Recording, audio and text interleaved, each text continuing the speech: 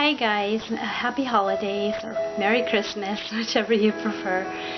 I just wanted to do a quick video and talk a little bit about taking care of your emotional needs through the holidays and keeping, especially during the holidays when stress can be really high. And it's been really high for me this year. I lost my mother right before Thanksgiving, and I had a few very emotional breakdowns in relationships and close relationships that I had learned to trust and had been vulnerable with, and I feel like that was breached in a great way.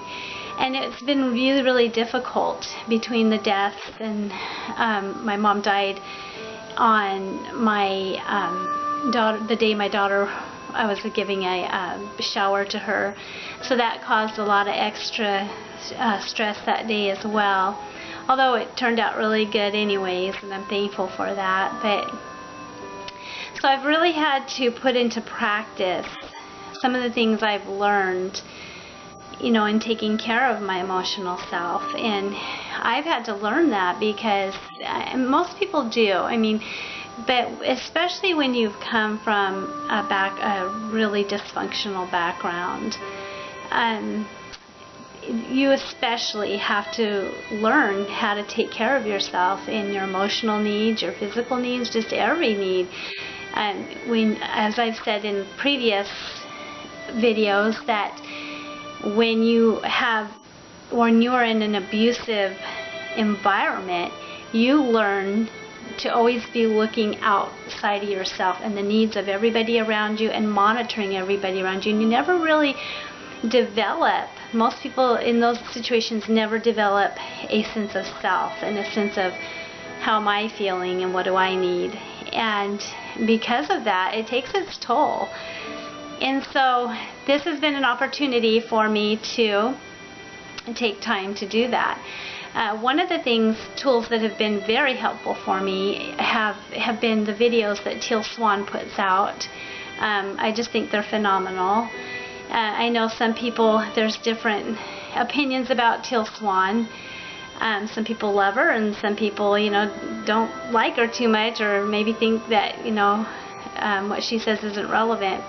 But you know, I feel that every person in this world has something to offer, and that we need to respect that part of them that they have to offer. It doesn't mean we have to duplicate and believe or agree with everything that they are. But just because we don't agree with one thing doesn't mean that they don't have anything of value to offer. And I have found her videos to be invaluable, just beyond value for me. And one in particular, just going through this emotional state that I've been to, it was a video I believe she titled How to Feel Better, and it's a more recent one. And she brought up, I would recommend watching it because you'd get a lot more than you will from me, but here's how it worked for me. She talked about how when you're from an abusive background, many people don't know how to relate to certain emotions, you know, and she gives you steps on how to find like an icon or an image that helps you feel what you would think that emotion would feel like. And I've been implementing it in this way, in that when I'm feeling like really down or just not good, I stop and ask myself, okay, how are you feeling right now? Let's identify it the best you can. You know, let's really think about it. Not just sad or crummy, but, you know, let's get as detailed as we can. Like, you know, do you feel left out? Do you feel abandoned? Do you feel unseen, unheard? You know, and then, well, once you identify what it is you're feeling, then you ask yourself, you validate that. You validate that feeling, and I can understand why you're feeling in this, and this is the reasons why you're feeling this. And once you've validated that in yourself and let yourself know that it's okay that you have those feelings. Then you would ask yourself, well, how do you really want to feel right now? Do you want these feelings to just pervade, or do you want to feel something different? Is this uncomfortable and you want to change this feeling? And most of the time, if it's a not so good feeling, you want to change it, of course. So, then you would ask yourself, well, how, if I'm feeling really sad, well, I'd love to, the holiday season, I want to feel joy, how could I feel joy? Some people don't really know what the feeling of joy feels like, is what Teal had said. And so, you would have to try to, get an icon or an image of something, just go through your mind and think, is there anything you can think of? Is there a picture you've seen? Is there, an experience you've had where you can remember it brings up feelings that felt the closest to joy that you've ever felt? And once you find something like that, write it down and keep that image there, and you'll find that it brings those feelings up for you at that time. And it just helps your overall mood. You can just now take this little icon, and when you're feeling down, you can pull that up and try to, it's almost like putting a balm, like when you're feeling sad. Now you can put this joy balm on your wound. One thing, when I'm feeling really wounded, and it's the only thing I can describe, I just feel wounded, my nerves feel shot, and I just feel like alone in my woundedness. There's something about the smell of rose that it brings just this peaceful, tranquil, like feeling, and almost images in my mind of like a sunny spring quiet day when the world was new and there was nothing to be afraid of and there was nothing to be hurt over. I don't know, I can almost hear birds singing and feel the sun on me when I smell the smell of rose. And so I have an essential oil, and sometimes I will put the essential oil rose, on my wrists or up here, just because it smells so good to me. It brings that feeling back for me. And sometimes I'll put it in a bath. If I'm really, really stressed, I'll put Epsom salts in a hot bath. I'll light a candle.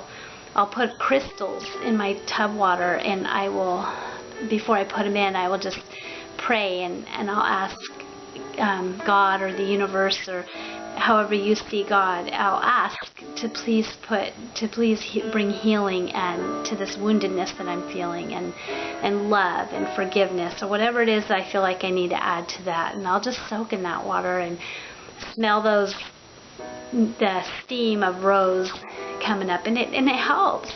And I'm not going to say that it takes it all away, but it helps. When it's up here, when my emotions are up here at a 10, it can bring them back down to a 5.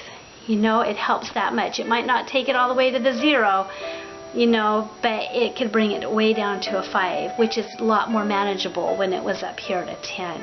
And from there, it can spiral, because then, once you have one good mood, then it opens the door for you to have other things that come in. Another thing that helps is writing a thankful list. And I know a lot of people say this, and I hear it and I think, oh, I'm thankful. I can just think what I'm thankful for in my mind and all that. But let me tell you, when you have to sit down and think, and you tell yourself, I am going to think of 10 things today that I was especially thankful for, and you've been in a bad mood all day, that takes some work. But when you're done with those 10 items, again, it can take you from feeling so discouraged up here you're up here at a 10 of discouragement, and now this has brought you all the way down to a 3. Now you're just like, wow, there's so many beautiful blessings I had today, and you're just feeling those blessings rather than feeling all the things that have been hurting. And it doesn't mean that you shouldn't have been hurting, because there's valid reasons why you were here, but there's also those 10 other reasons to rejoice. And so when you want to bring that back down, you can work on it that way. A couple physical things that help me is I do morning yoga with Adrienne. And again, she's on YouTube, and you can search her and find her. And that's my favorite one to do because it's a 15-minute just wake up yoga that's very simple and easy for me to do, and it does get me going for the day. It makes me feel good that I've done some exercise. I may do a little Zumba, a little dancing, listening to music that feels soothing, having background music. Scents, again, if you burn scented candles or incense, it can clear the air. It can bring positive vibrations into your whole environment and just really start lifting that low feeling little by little, And when you start, I'm human like anybody else, and when you start, I can say at the beginning, sometimes, I'm just doubtful. I can really get out of this mood sometimes when I feel very injured and hurt. But, as I work at it and I start implementing these things that I've learned, it really does make a difference. And it brings you back up to that point where, you feel hopeful again, and you start feeling inspiration again, and you stop focusing on all the doubt and the lack that you have or feel, that lack that you feel. So these things do help. Sometimes watching for the holidays, for me, I love to watch little Christmas programs. I love to watch, the ones the kids watch. With my daughter, and she's 19. She's special needs, but she's very high functioning, and so she's still home with me. And so we'll curl up sometimes with a bowl of popcorn, sometimes without, sometimes maybe with a hot cup of tea. But we'll watch, the Charlie Brown's Christmas and the Grinch Who Stole Christmas. And the other day we watched Elf, and that was the first time I'd seen it, and it was just so funny. I laughed and laughed and laughed, and it felt really good to laugh. So sometimes watching something that's funny, something that makes you feel good. Don't watch something that makes you feel down, because that's just going to worsen that mood that you're in. Find something that makes you feel better, especially when your emotions are really high like that. And then when they get down here, then sometimes you can do more deeper work of, why was I feeling that?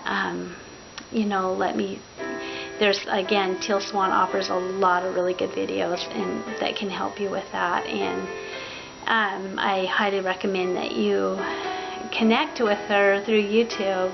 I don't think you'll regret it if you are in need of some emotional healing. And that's about all. Also, just trying to keep the holidays simple as you can. Just always stopping and asking yourself, how am I feeling? How am I feeling? Several times a day, how am I feeling, and what do I need? I learned this from my sister Amanda. She has YouTube videos that she talks about these things on. And just asking yourself, how am I feeling, and what do I need at any given time of the day?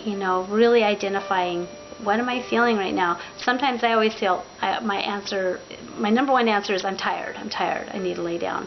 And a lot of times when I realize that, I'll lay down for a few minutes, sometimes a little longer. But in that tiredness, a lot of times there's other emotions that are hiding behind that might be making me feel more tired. Keep your holidays simple. Find a thing or two to do.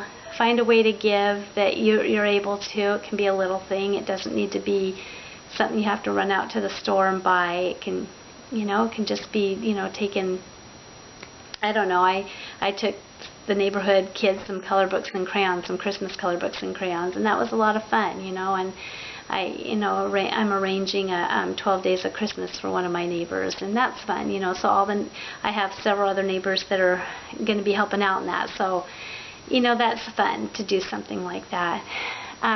Those are different ways that you can, I'm sure you guys have a lot that you could add to this list. I'm just telling you that what I've done to help me through some difficult last couple weeks, very, very emotionally difficult weeks, and that it has been a help and a benefit to me. So I hope you got something out of this, and hopefully I'll get another video to you soon. I know it's been a while. All right, bye-bye.